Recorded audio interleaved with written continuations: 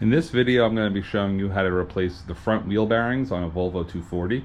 My Volvo here is a 1991, and the wheel bearings are what's underneath your brakes. So on the front wheel, I've taken the tire off, obviously, and all the brake components. And this here is called a spindle. And on your spindle sits this, which is your hub. And this is what your tire attaches to. And your hub has two bearings in it, one in the front and one in the back, an inner bearing and an outer bearing. And this is what a brand new bearing looks like. It comes in two parts, the actual bearing and this thing called a race that the bearing sits in, and then that spins. So when you do this job, and this is what a lot of the videos, I mean, if you're familiar with, this is kind of redundant, but a lot of videos I find kind of skip this part. When you do this job, once you get the hub off, which I'll show you how to do, the actual goal here is to take out the race. So here's the old bearing, and the race is right here, and it's pressed into the hub. And it sits in there like that. And when we replace everything, we have to punch out this race and the race in the back. And once we punch out those two races, then we could press in the new ones and install them on our car. So I'm going to show you how to do all of that. I'm really taking this video as a beginner's guide to replacing wheel bearings in the Volvo 240. Okay, before we get started, let's talk about any tools you will need to complete this job. You're of course going to need some basic mechanic tools, a 3/8 inch racket, some metric sockets, basic metric wrenches will also be useful. But as for special tools, you're going to need, or I recommend you purchase this bearing race driver set. This was about $21 on Amazon. It's worth it if you're going to do the job. The number 2 fit perfectly on our outer bearing, and the number 4 was a pretty close fit for our inner bearing. So for $20, that was well worth it. You're also going to need a brass punch. If you don't have a brass punch set yet, this is useful when you're working on cars in general. They're a little more expensive. A set costs about 30 bucks, and they are consumable. They don't last forever. They will get dinged up, but one set should last you a while. You're going to need I recommend you get a bearing packer. These are under $10 at any auto parts store. You're going to need lots of grease. I use a small grease gun, but a tub of grease will work as well. You will need one larger socket. This is a 1 1/16 inch socket for removing the castle nut. And I found this 1 1/8 inch socket useful for driving out one of the bearing races. Other than that, you could do this job with basic tools. I did use my press a lot. You could get the job done with just hammers and a sturdy work surface, but if you have a press, it does make the job easier.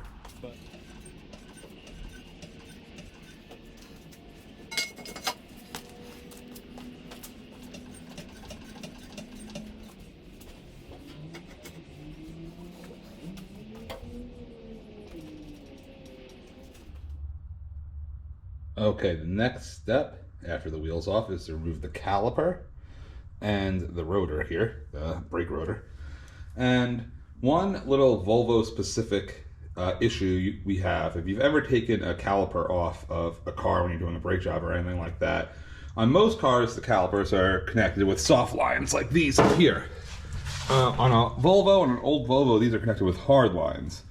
And so on most cars, you take the caliper off and you could just tie it up to the spring with a zip tie or something, and just pick it up, tie it up, and you're done.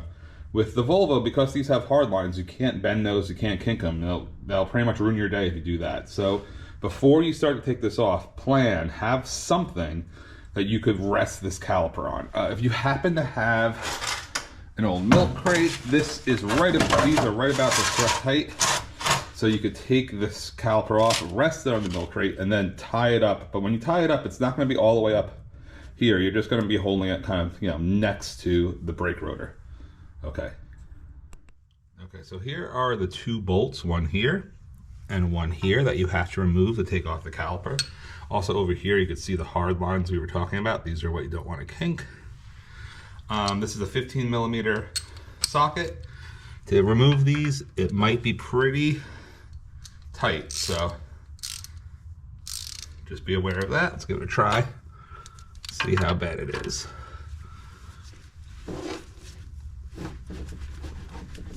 Yeah, definitely very tight. I'm gonna get a breaker bar here so we could put a little bit more force without hurting myself. All right, let's see, we've got a pipe over this sock. All right, that one's broken free. Nothing too dramatic there, just need a little bit of leverage. Now let's get this bottom one.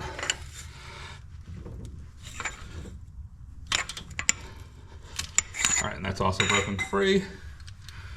And we're just going to remove these, and then I'm going to rest the caliper on the crate, as I showed you before. All right, so we have the caliper hung up here. Not too much, just supported, so no weights on those hard lines.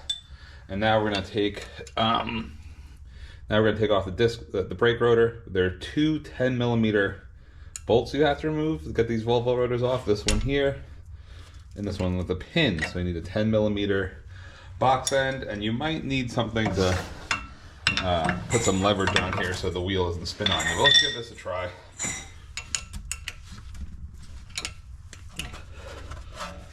See how tough this is to get off. All right, that wasn't too bad. That one's off. And we got one more.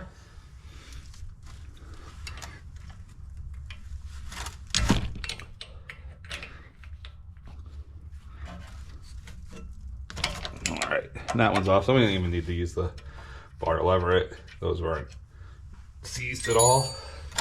And that's off. We should be able to wiggle off the brake rotor like that. And that reveals our hub. So, organize your bolts, and then we'll get ready to take care of removing this hub. Okay, if you're going to be replacing the wheel bearings, which are inside this hub here, you might want to also consider doing two other jobs. A brake job, as you can see, we've already taken apart the braking system, so it's a good time to replace that if you're anywhere near a brake job, or your wheel studs, if that's something you think you need to do. Now my wheel stubs the threads are pretty galled. Yeah, this car is 30 years old, has 270,000 miles. While I'm in here, I'm gonna take these wheel studs out and replace them with new wheel studs and new lug nuts to get, they're really just kind of, these threads are pretty much done for. It's not an emergency, but since I'm down here doing the wheel bearings, I'm gonna do this too. So I'm gonna give each one of these studs a little bit of penetrating fluid, and then with just a heavy hammer, I'm gonna whale away at this until it comes out. Now, this is bad for the wheel bearing, but excuse me, I'm replacing the wheel bearing anyway, so that doesn't really matter. Just like that, until they all come out. All right, next up, we're gonna remove this. This is a hubcap. I'm gonna use a big pair of channel locks to get this off, but you could probably pry this off with a screwdriver. But give it a couple wiggles, and there it is. So this is a hubcap, and it covers up the castle nut in here. There should be a lot of grease, which there is. There's a castle nut. And so first thing we're gonna do is gonna wipe away some of this grease, and there's the cotter pin. You might not be able to see it, but it's right there. And we're gonna remove that cotter pin. Then we'll remove that castle nut, and this whole hub should slide on. This castle nut should not be too tight. We'll talk about that once I get this grease out of the way. This doesn't really look too bad in here. No water. This grease doesn't smell particularly burnt or bad, so replacing this bearing wasn't really an emergency. But the passenger side bearing has a lot more play in it, and I don't know when these were last replaced. So I'm just going to do this as winter maintenance. Okay, so I removed the cotter pin off camera, but we have here the castle nut, and this is what's holding on your wheel. So this is a pretty important nut. If this was to come loose while you were driving, your whole wheel could turn off. But it's not supposed to be tight. That's what the cotter pin is for, to keep this from turning, keep the castle nut from turning. As you can see, this just comes off with finger tightness. Now, apparently there was a couple different arrangements with 240s on how there were shims or washers behind here. But there's the castle nut. It's got a big flat side to it. And then looks like we have a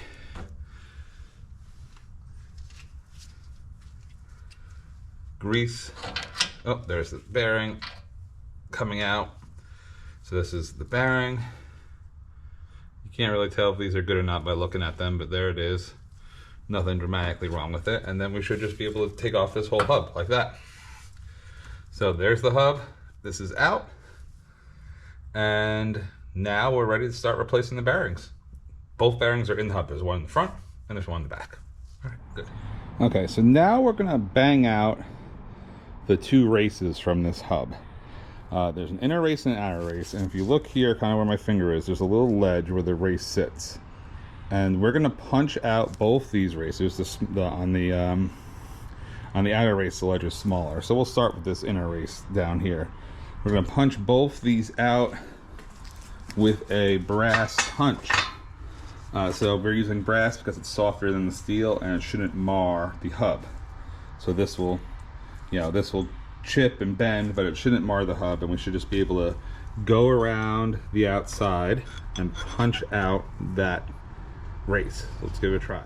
You do need to set up the hub on, especially for the inner race, the one closer to the inside of the car, on something that will allow the race to fall through because it's sitting flat in the bottom. So I have it here on my press on these blocks, and there's nothing but air underneath. So I'm just going to take the punch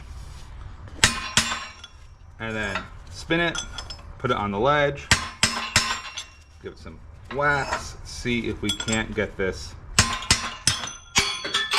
to come out. Ow, hit my finger a little bit, but there's the race, and that just popped right out. And there it is. All right, we gotta do the other side now. Okay, so both races are out of the hub now. I did have a little bit of trouble driving out this smaller race with the brass drift. There just wasn't enough when it was in the hub of a ledge here to catch onto, and the brass would just flake off. So I did have to find a socket that could catch it, and for me, that happened to be my 1/1/8 inch socket here. But there are lots of different ways you could approach it. You could use a steel drift, you could use a screwdriver. The socket worked perfectly. I could hit it out with a hammer or press it out with, which is what I actually did. I pressed it out with the press here. It just took a couple seconds. So now these are both out, and the next step is to install the new ones in the hub. Okay, before we get too far, let's go over a couple quick things. You have to make sure you install this race the proper way. There should be a flat side with some writing, and that's going to go down into the hub.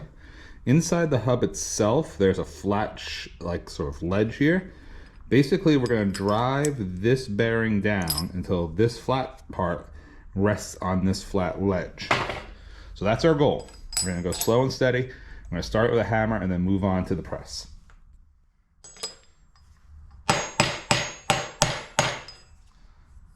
All right, so this is already starting to get pressed in. It's not loose anymore. I want to just make sure it's going in evenly. I don't want one side higher than the other side. Obviously, it's not going to be perfect, but feeling around, it's pretty even. All right, and now I'm going to switch over to the press, and we'll just press this in the rest of the way.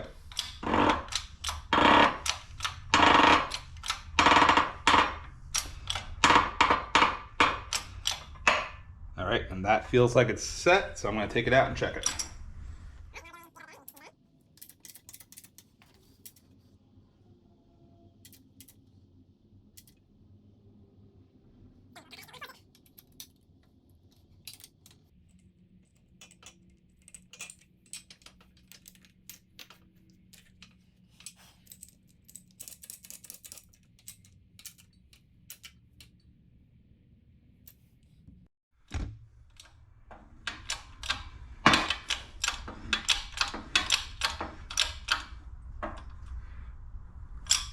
All right, that might have done it. Let's take a look.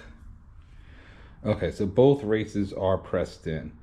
Now the inner race here, the big one, it did not go all the way down to the shoulder so you can see the shoulder there. It did not press all the way down. I went back and I checked my manuals and stuff, and it should not go all the way down to the shoulder. So I pressed this in until I started to feel resistance. It is even all the way around. And that's the way it should be. This one did go down to the shoulder, so that's pressed, the smaller one or the outer race is pressed all the way down into the shoulder here. But this one, I pressed it in until I felt resistance, made sure it was even, and it is now ready to pack the bearings with grease and put those in.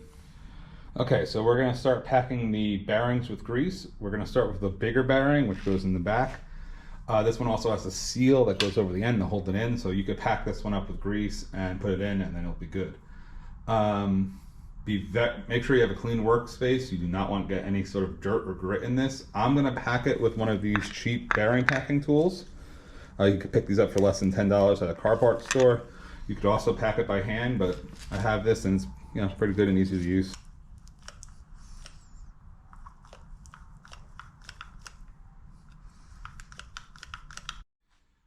Okay, so the bearing's packed with grease. I put it in the hub on the race, and we just have to put this cap on. So the cap goes over like this, and just tap it down until it's flush with the back of the hub.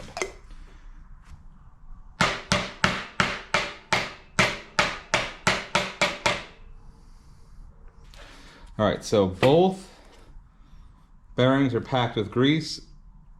Put plenty of grease on the inside of the hub. You basically want the whole thing covered in grease. You don't want to fill it up with grease because the spindle is going to go in there, but the whole thing should basically be coated with grease. Pack the bearings, make sure the grease gets inside the bearing. So if you could see this little ring there on the bearing, that's where the bearing packer will force the grease through there, or you could just do it with your fingers. I always like to check after I put it in the bearing packer. And really grease this up, then it's going to be ready to go on the car. Okay, before we put the hub back on the spindle, I have the castle nut here, we'll get that out of the way. There is a seal back here that the bearing repair kit came with a new one of, so I'm going to pull this off. Oh, this is pretty, oh, there it goes. So I'm going to pull this seal off, clean this up with some brake cleaner and a rag, and then install the new seal. Then we will be able to put the hub on the spindle. Okay, so we have the new seal here, and look at the way this is shaped. It sort of has a little flap, and then the thicker rubber part down here, and the little flap should face out. Okay, that looks good. So this, as the hub presses on, it will flatten out. That's just like that. Okay, so I put grease on the spindle. I'm ready to put the hub back on the spindle. Now, I don't know if you noticed, but I did make a pretty big mistake earlier. I greased up this whole, packed these bearings, greased up the whole thing before I put these wheel studs on. I should have done that first. I had to press the wheel studs on, and that really gave a lot of opportunity for dirt to get into my bearings there. So I had to clean everything up, do some things over again. Now as I put this on, so don't make that mistake. So I put this on, there we go. Just make sure that this doesn't come out. And then, so don't drop that bearing, that's just gonna get dirty. Definitely don't want that. And now we can install a castle nut. And for right now, I'm just going to put this on finger tight, and then we'll talk about how to properly torque this and then really untorque it. Okay, so there's a lot of shade tree mechanic lore about how to best torque this nut. I'm just going to follow the Haynes manual. We're going to tighten this down to about a little less than 50 square feet with a torque wrench while we're spinning the hub. Then we're going to loosen it. You can't leave it that tight. If you leave it that tight, your bearing will fail. That's just to set everything, and then we're going to loosen it and then put the cotter pin in. So I have my torque wrench, and the manual says spin the hub while you're tightening it. Okay. So there it is. And now I'm going to back off.